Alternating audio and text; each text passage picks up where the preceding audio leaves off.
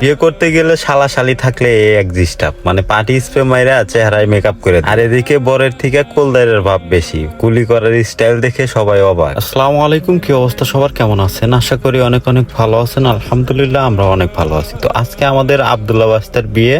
আমরা বেলকুচি উপজেলা রেন্টেকার থেকে 2টা হাইজ যাচ্ছে এই বিয়ের প্রোগ্রামে। যদিও এই বিয়ের প্রোগ্রামে আমি সহ আমার সকল বন্ধু বান্ধবেরই দাওয়াত ছিল, কিন্তু সবাই কাজের ব্যস্ততার কারণে কেউ অ্যাটেন্ড করতে পারে নাই। আর আমি আজকের দিনটাতে গিয়েছিলাম গাড়ি নিয়ে, এর জন্য আমার কাজটাও হয়ে গেছে, বিয়েতেও যাওয়া হয়েছে। যদিও এখানে 2টা গাড়ি ছিল, তারপরেও আমার গাড়িতে বর নেওয়ার দায়িত্ব ছিল, তাই আমার গাড়িতে আগে আব্দুল্লাহ বাস থেকে উঠাই। আর এরকম বিয়ের ভাড়া আমরা প্রতিনিয়তই মেরে থাকি, কিন্তু ভিডিও করা হয় না, কারণ হলো সব পরিবারে এরকম পারমিশন থাকে না। আর যেহেতু এটা আমাদের নিজেদের মধ্যেই বিয়ে, তাই আমি পরিপূর্ণভাবে ভিডিও করে নিচ্ছি। যেহেতু আমাদের কাজটা পাবলিক সার্ভিস, তাই আমরা বিভিন্ন জায়গায় বিভিন্ন ধরনের ভাড়া মেরে থাকি এবং বিভিন্ন বিয়ের অনুষ্ঠানে যাই। তবে গ্রামের বিয়ের আমেজটা একটু অন্যরকম। যদিও এখানে ভিডিও করার পারমিশন আছে, তারপরেও কিছু কিছু ক্ষেত্রে ভিডিও করব না। বিশেষ করে মেয়েদের ক্ষেত্রে এইগুলা ভিডিওতে পারিবারিক সমস্যার সম্মুখীন হতে হয়। সকল বরযাত্রী গাড়িতে ওঠার পরে আমরা গাড়ি নিয়ে বের হয়ে যাই, এবং যেটা বললাম যে আমরা আজকে বেলকুচি উপজেলা রেন্টেকার থেকে 2টা হাইজ আছি একসাথে। বেলকুচি উপজেলার মধ্যে বা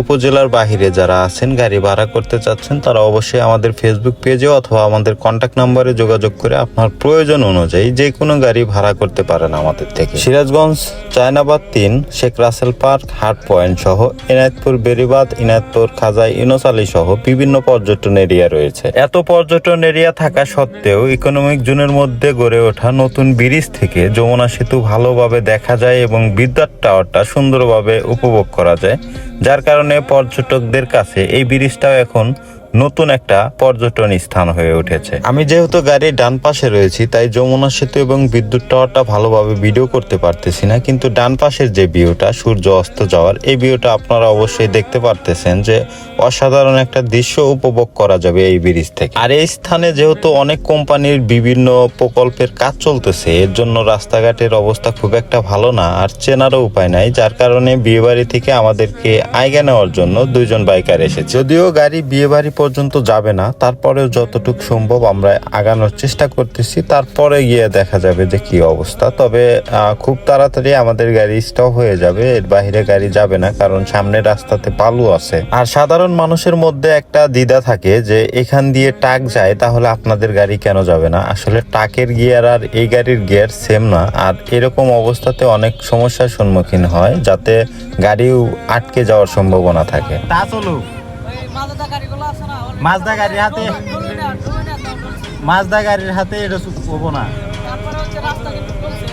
গাড়ি যদি যায়, আমার কথা হইলো গাড়ি যদি যায় গাড়ি যাইবো, কিন্তু গাড়ি যদি না যায় নিতে পারবো না, সোজা কথা।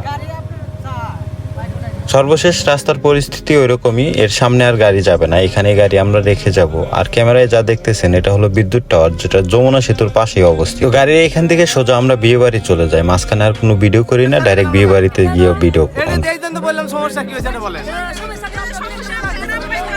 সাধারণত গ্রামের প্রতিটা বিয়েই এরকম আনন্দ উল্লাস হয়ে থাকে, যেটা বরপক্ষ এবং কনে পক্ষের মধ্যে অনেক কথোপকথন হয়। एंट्री अच्छी है, लेकिन बैठने का तरीका अभी बड़ा कैसे?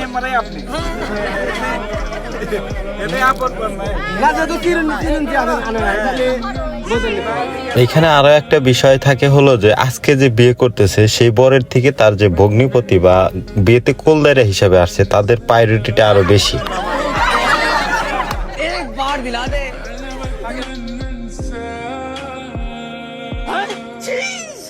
खाओ माँ कसम। अरे भाई तुम लोग का नाम लिस्ट में नहीं। আসলে এরকম অনাকাঙ্ক্ষিত ঘটনা করবে এটা আসলে আমরা লিস্টের বাইরে রেখেছিলাম, যার কারণে আমাদের কোনো প্রস্তুতি ছিল না, যার কারণে বরের মুখটা একদম মেকআপে ভরা। সর্বশেষ খাওয়া দাওয়ার পরে আর ওইখানে আমি থাকি নাই, সোজা গাড়ির কাছে চলে আসলাম, যেহেতু গাড়িটা অনেক দূরে ছিল। আর গাড়ির থেকে বিদ্যুৎ টাওয়ারটা রাতের বেলায় এরকম দেখা যাচ্ছিল যে বিদ্যুৎ টাওয়ারে এরকম আলোকিত হচ্ছে। আর বিশেষ করে যে ব্রিজটার কথা বলেছিলাম, ওই ব্রিজ থেকে রাত্রে আরো যমুনা সেতু সহ মানে সবগুলা ভালোভাবে উপভোগ করা যায়। তো যাই হোক, সর্বশেষ আমরা বউ নিয়ে বাড়ির দিকে রওনা হলাম, আর ভিডিওটা ব্রিজে আসার পরে আবার ভিডিও নিলাম। আর এই হলো ভিডিও। আর এই যে ডান পাশে যে দেখা যাচ্ছে এটা হলো যমুনা সেতু। যদিও ক্যামেরার বাইরে মানে চোখ দিয়ে ভালোভাবে দেখা যাচ্ছে, কিন্তু ক্যামেরার থেকে ওইভাবে ভালো ভিডিও আসতেছে না। তারপরেও দেখানোর চেষ্টা করলাম আর কি। যদি আপনাদের কাছে ভিডিওটা ভালো লাগে অবশ্যই একটা লাইক, কমেন্ট, শেয়ার করবেন। সেই সাথে আপনাদের মূল্যবান কমেন্ট অবশ্যই কমেন্ট বক্সে করবেন।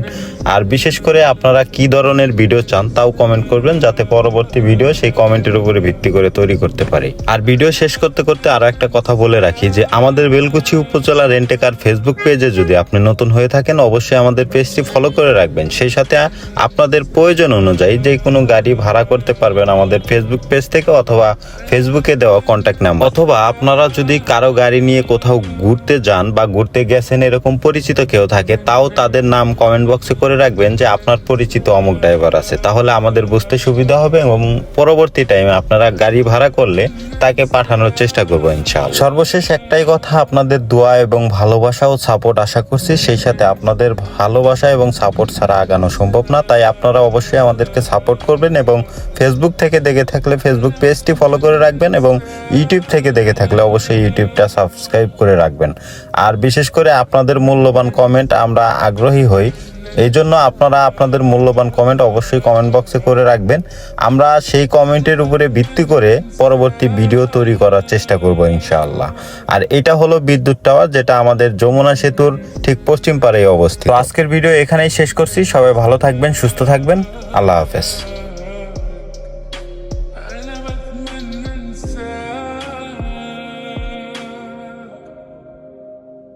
بتمنى انساك